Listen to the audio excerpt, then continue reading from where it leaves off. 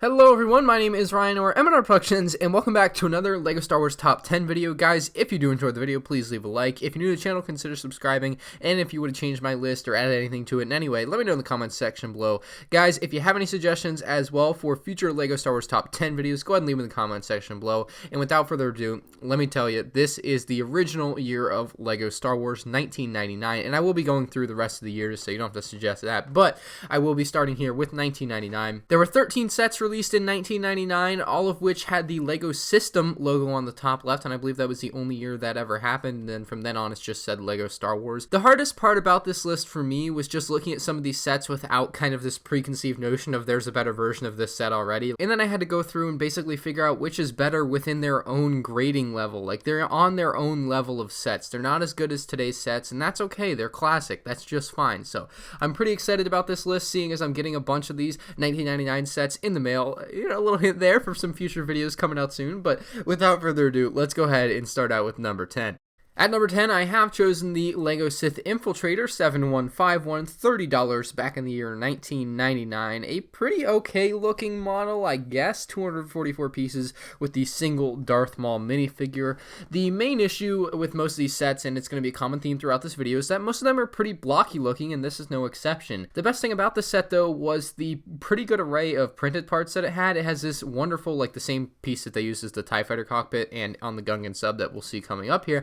It's got that piece. It's got a very nice print on it. It's in the old dark gray. It's also got a very cool little printed tile on the top, and on the front end there, it's got a printed sloped piece, so you can see that in some of these images, and it looks all right. The wings look good. You can fold them in and out. You can, you know, pose them a little bit. Of course, Darth Maul Speeder is a really cool inclusion with a bunch of those little black droid things as well. I think they're probes, and overall a decent looking set, but there's definitely better today. At number 9, I've chosen the 7161 Gungan Sub. It included 379 pieces, and all the way back in 1999, it retailed for $50 US. The three minifigures included were Obi-Wan Kenobi, Qui-Gon Jinn, and Jar Jar Binks. It also had this little underwater rock with a couple of plants and a starfish and a clam, and that was pretty cool as well. I think it also has like a stingray type animal there you can see on the box art, so that's pretty neat. The Gungan Sub, again, pretty blocky looking, but overall not terrible. It has those printed windshield cockpit pieces. It also has a pretty neat printed area in the back there on the engine area, I would assume, and you can even see on the back of the box art there, it's got one of the giant monsters from underwater, so not a terrible set. The minifigures don't look awful. It's got a wonderful Jar Jar Binks head mold. Like, this pretty early days of LEGO Star Wars had a wonderful mold for the Jar Jar Binks head.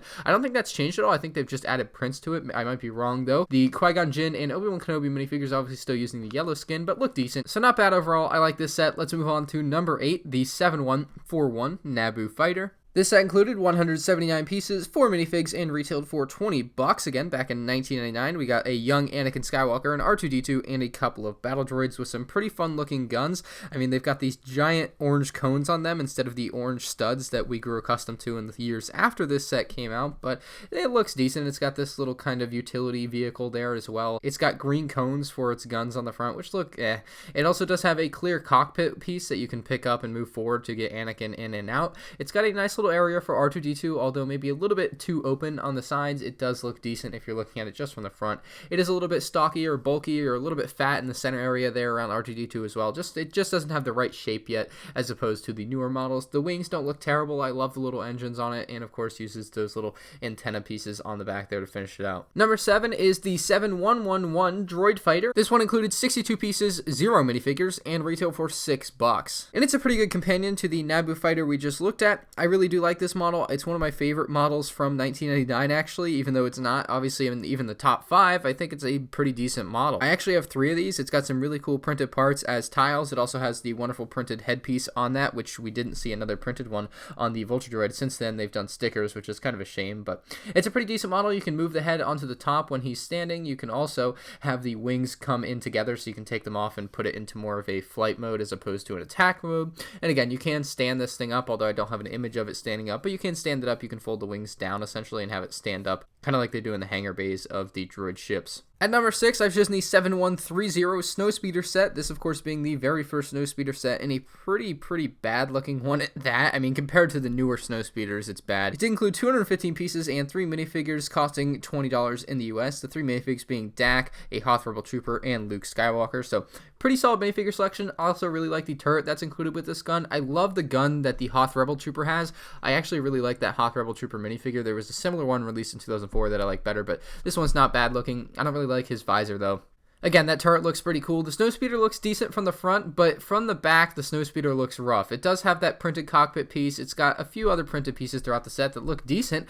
However, the back of the set is just way too squared off for me. I didn't even know it looked like this until I saw this image while I was making this video because I don't own this set, but that is a pretty rough looking rear end of a Snowspeeder. I did not know it looked that bad, and I'm sure many of you didn't. It looks pretty decent from the front on the box art, to be honest, but if you flip it around back, you might be sorely disappointed. So that's the Snowspeeder in at number 6. At number 5, I've chosen the 7171 Mos Espa Podrace. This set included 896 pieces, 10 minifigures, and retailed for $90 way back in 1999. The minifigs included were Anakin Skywalker. Of course, in the young version, we had Jar Jar Binks, Padme, Qui-Gon Jinn, R2-D2. It included 3 pit droids, Anakins, Gasganos, and Sebulbas. It also did include Gasgano and Sebulba, which are pretty rough-looking figures, to be honest. Like, Gasgano looks just awful, and Sebulba also looks just awful. Like, they tried. It was 1999. You know, times were different, but they did kind of revisit this set in 2012. They did remove the Gasgano part of it, but they did bring back Sebulba, and the newer Sebulba looks so much better, but I give them props for trying way back then. The speeders themselves actually look really decent. The one main qualm I have with them is that they're on these like tan plates that kind of hold them together, and those kind of look bad, but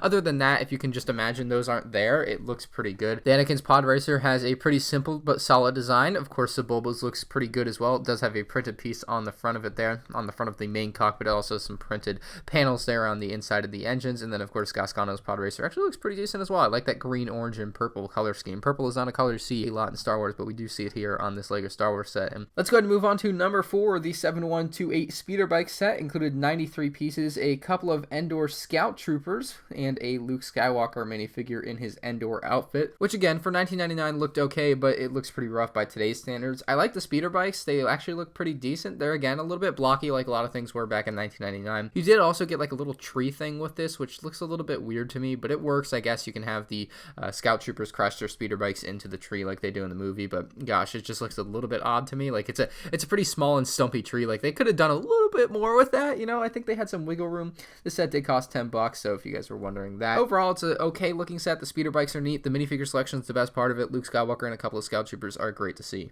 At number 3, I've chosen the 7110 Landspeeder, or Luke's Landspeeder, as many of you may know it as. It's 49 pieces and 2 minifigures, cost you $6 back in 1999. Of course, Luke Skywalker and Old Ben or Obi-Wan Kenobi included in the set, of course using the yellow skin.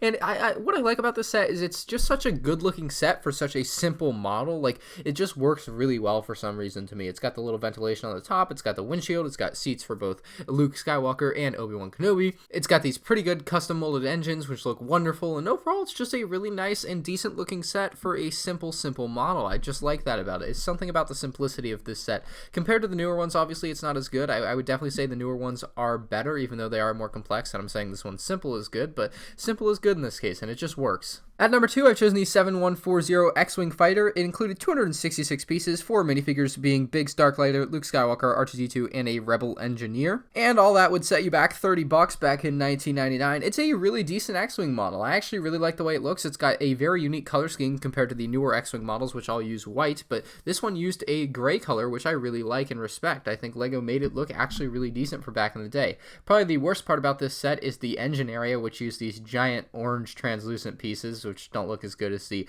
coned pieces they use today, but I mean, that's saying something that's the worst part. Of course, you can fit R2-D2 in. It's got that cockpit piece, which we've had forever with the print on it. It's also got this wonderful little piece at the front there that has a print on it as well, you can see, and the minifig selection is pretty great. It's got this little transport thing for your Rebel Engineer as well, and the guns look decent. I mean, just overall pretty decent set. I like the gray color scheme on it. I can't wait to get this one for my own personal collection. Like, it's one that I don't have. I also do like the landing gear on it. Pretty decent looking as well. And finally, the moment you've all been waiting for, number 1, the 7150 TIE Fighter and Y-Wing, of course being Darth Vader's TIE Fighter. The 3 minifigs you get in the set are Darth Vader, R5-D4, and a Rebel pilot. R5-D4, of course, being like a red R2-D2, looks pretty dope there in the Y-Wing. I love this Y-Wing design. It's such a classic design for me. I got the 2004 version of this in my collection at one point, but I don't have it anymore because it broke. The Darth Vader's TIE Fighter looks pretty good. The only bad part about it is the top of the ship there has a weird piece. It doesn't have the piece that we have today where it's like a full little dome piece. It's just a 2x2 circular tile, and it doesn't look all that great compared to what we have today, but other than that, it was Darth Vader's TIE Fighter, and it looked alright. It's honestly probably the best set of 1999, although some of you may give it to the X-Wing, some of you guys might give it to another set. Let me know in the comment section below, what is your favorite LEGO Star Wars set from 1999, the original year of LEGO Star Wars? Again, there were only 13 regular system sets released that year, so not too many to pick from. Only 3 were left off the list. I'll go ahead and tell you what 3 were left off the list. The lightsaber duel, which included Obi-Wan Kenobi and Darth Maul. You had the Naboo Swamp, and finally the last set left off the list was Anakin's Podracer, which I believe is the same exact Podracer you got in the Mos Espa Podrace. That's the main reason I left it off the list, because it was like, well, that's already in that set, so that's definitely not getting on the top 10 out of 13. So that is the top 10 LEGO Star Wars sets released in 1999. Let me know again in the comment section below if you guys would change my list in any way. I hope you guys did enjoy this video. Make sure you check out the playlist for the rest of my LEGO top 10 videos. I also do LEGO worst to first list videos, guys. I'm going to be going through all the years of LEGO Star Wars doing these top 10 videos, so make sure you stay tuned for that by subscribing, and I'll see you guys in the next one. Peace out.